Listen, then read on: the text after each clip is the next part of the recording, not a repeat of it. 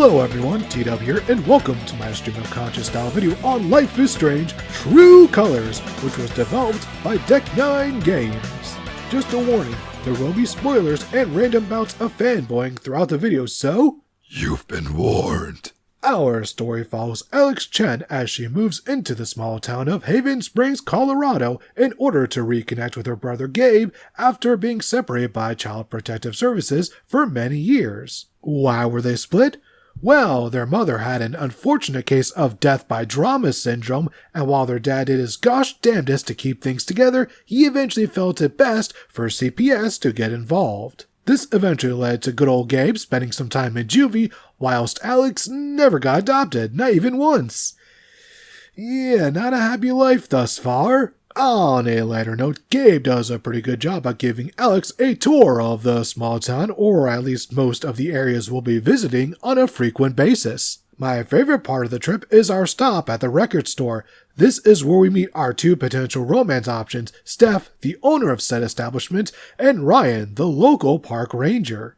Spoiler alert, we'll be going with Steph. No offense to Ryan shippers, but he kinda gives off too much of a macho type of energy for me. Oh, and Katie Bentz reprises her role from Before the Storm in this game, so that's a plus in Steph's favor. Also, Katie was in the music video for Kiss the Go-Go by Ghost. That's another addition for her. We also meet the son of Gabe's girlfriend, Ethan. He is a fan of RPGs and a comic book artist, which will become important later.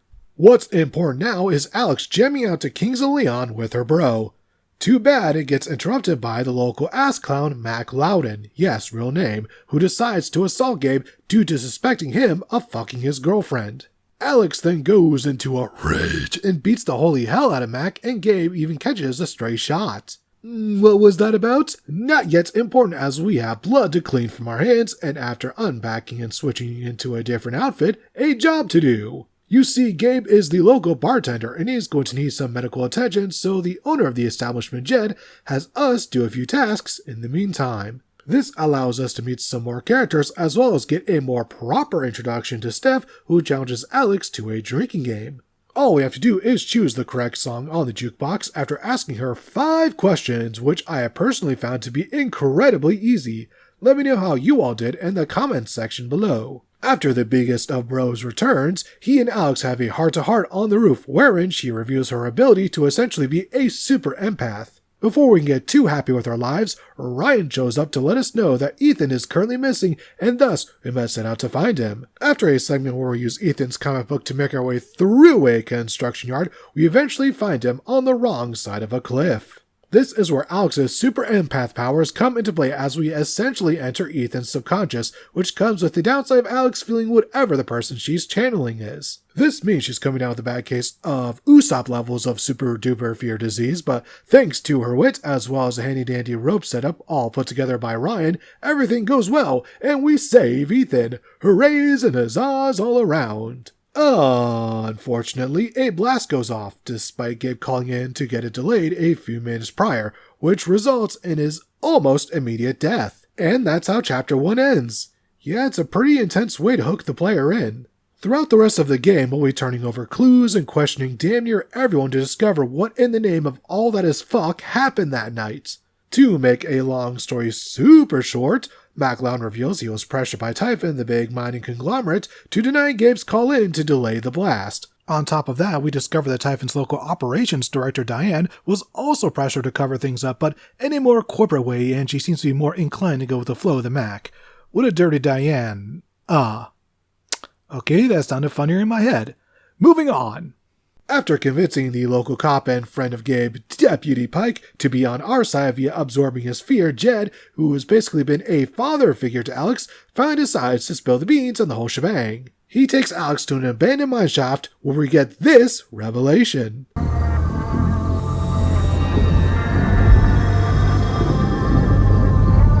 Jed, why are you sad?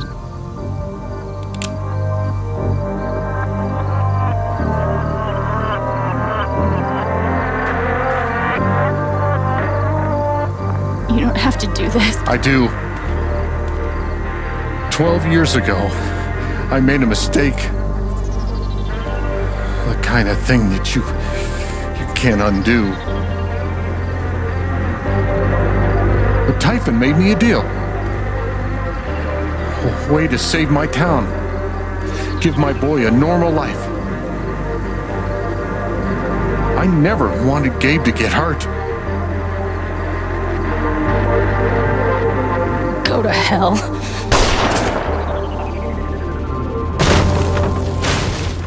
Eventually, Alex regains consciousness and discovers that Jed let several of his fellow miners die in order to save himself, with one of those workers being Alex and Gabe's dad. Alex miraculously makes her way back to the bar, where we get a final confrontation with the bastard. Regardless of your decisions, he does confess his crimes, with the only difference being how many townsfolk vouch for Alex. We then get to decide whether or not to stay in Haven Springs or venture out into the great unknown.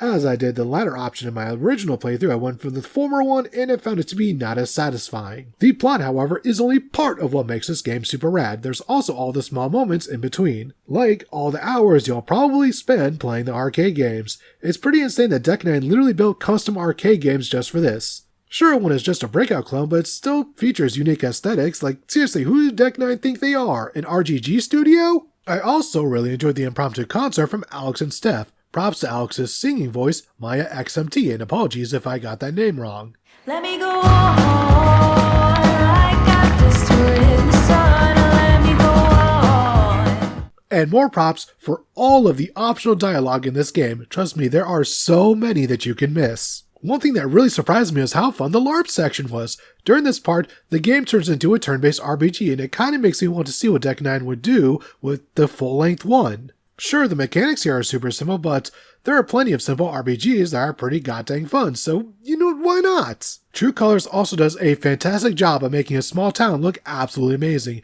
and I say this as someone who has visited small towns quite the number of times, and is yet to be impressed.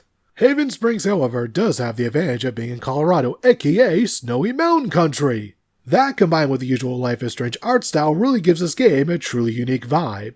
I do wish Gabe's widow Charlotte had more to do in the game, but if nothing else, she does own a weed dispensary with a name that I'm certain will have owners across the nation seething with jealousy. I'd be a fool not to mention TC's soundtrack.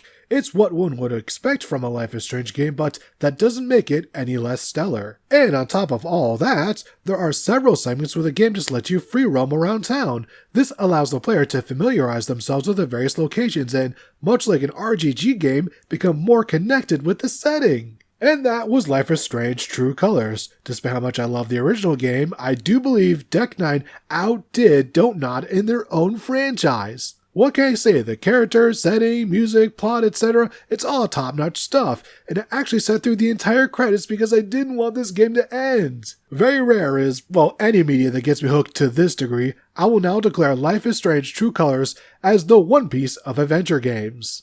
And that's the video, everyone. I hope you all enjoyed it. As for next time, well, that depends on if a certain end-of-the-year update is followed through on by a famous development team, so I'll see you either in New York or Osaka.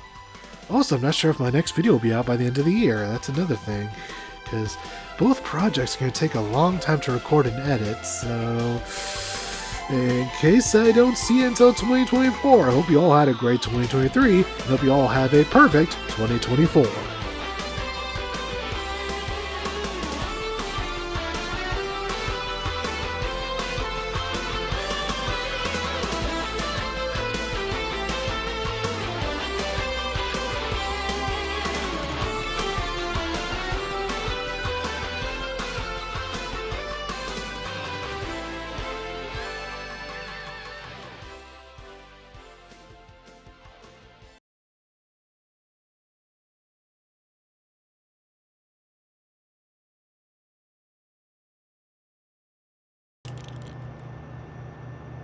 Perfect. That guy's bad to the gnome. Right? I heard he won the Nobel Peace Prize. Oh God, please stop. No problem.